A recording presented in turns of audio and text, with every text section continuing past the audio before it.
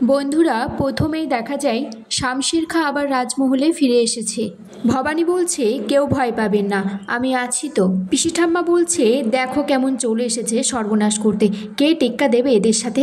ভবানী বলছে, এই মহলের কোনো মহিলার গায়ে যদি একটু স্পর্শ লাগে আমি কিন্তু একটুও দয়া দাক্ষিণ্য করব না ফৌজদার।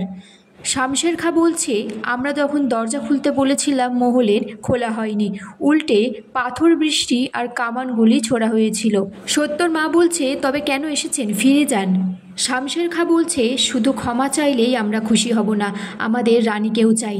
ভবানী তখন চিৎকার করে বলছে, মুখ সামলে কথা বলুন। ভবানী তারপর মা দুর্গার হাত থেকে ত্রিশূল নিয়ে এসে ফৌজদারকে মেরে দেয়। পিসি ঠাম্মা বলছে, মা গো মা, এ তো খুন কইরা দিল, এবার কি হইব। আর সবাই এদিকে জয় রানী ভবানীর জয় বলে জয়ধ্বনি দিচ্ছে।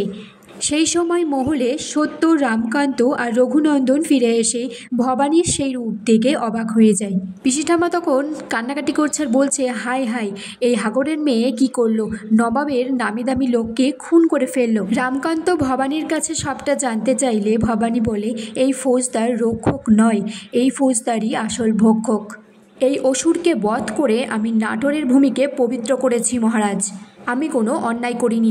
এই বলে চিৎকার করতে করতে ভবানী জ্ঞান হারিয়ে ফেলে। বাইরে থেকে যে সাহেব এসেছেন তিনি বলছেন, এটা নবাবী দরবারে একটা গুরুত্বপূর্ণ অন্যায়, এটার জন্য রামকান্তকে হয়তো এই সিংহাসন ছেড়ে দিতে হবে, রাজার পদ ত্যাগ করতে হবে।